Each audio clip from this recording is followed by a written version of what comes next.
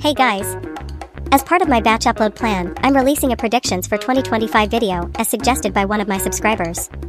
After consulting the spirits and pondering my orb, I've come up with 25 predictions for K-pop in 2025.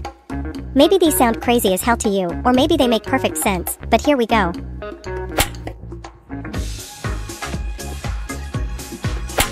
Artemis will release another album, probably a mini, and go viral.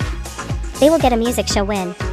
Eve and Chi will have comebacks. Chi will finally find her rhythm and release an absolute banger. Eve release will be good, but will be compared with Loop. Lusemba will release another flawless mini album, but will continue to be looked on less favorably by Urias and haters. Despite how much I don't want them to, Card will finally, disgracefully, disband as DSP are clearly not interested in them anymore. Where to Now Part 1 will remain sequel-less. Salmon may get a solo song that goes nowhere and Matthew will float around the Korean hip-hop spaces but never achieve the fame he deserves. Jiwoo and Jaesef will say they intend to continue as soloists but will not. Despite how much I wish they won't, BB Girls will quietly disband, and the only reason anyone will know is because Yuna or Eunji will be spotted working at a cafe.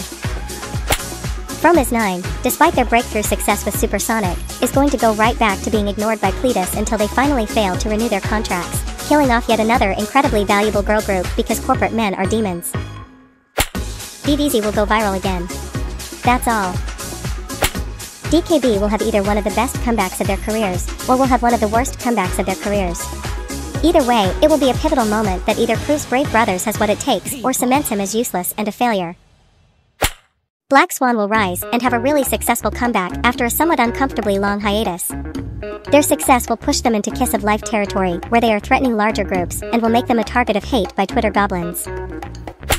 Way Better will finally take off and have a hit release. Thank God, but my boys will be famous come hell or high water.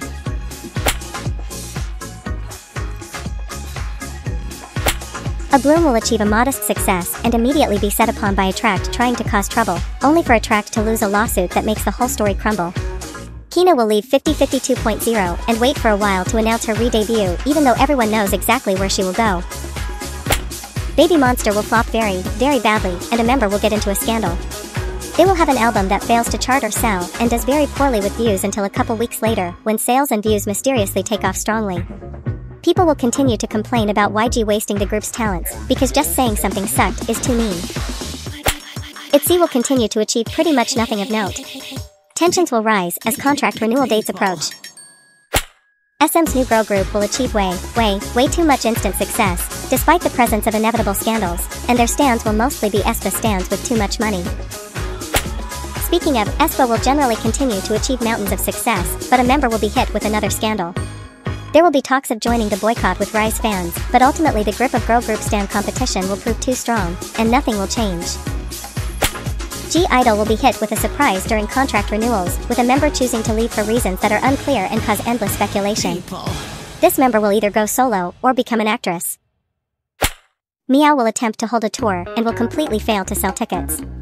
Their fans will cover this up as best they can, despite the fact no one cares. Stacy and Billy will both generally continue to falter, and though Stacy will stay nebulously afloat but untalked about, Billy will likely be hit with a member removal.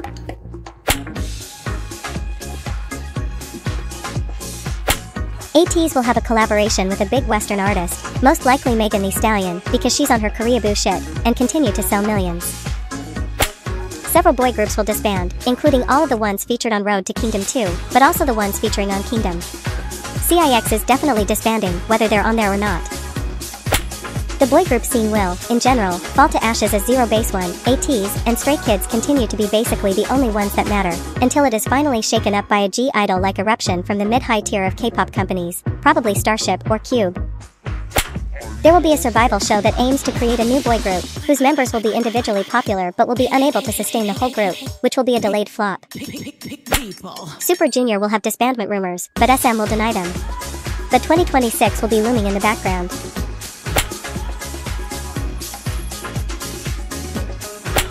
SM will give Rise another comeback, despite the boycott continuing, which will perform moderately well, but noticeably poorer than prior releases. The boycott will be in sleep mode until yet another scandal related to Sunghan galvanizes it. YG will take a major hit, either with a drug scandal or simply due to someone leaking company drama. JYP will be exposed in a major scandal, likely to do with payola and/or sabotage. Stray Kids will lose a feature as a result, but Twice will survive the drama. Speaking of, Twice will continue to achieve success relatively lukewarm compared to what they used to do, but still enough to brag about on Twitter. HYBE will be forced to pay enormous sums for a scandal that exposes, even more, how evil and corrupt they are, only for this to do basically nothing and for nothing of any value to change.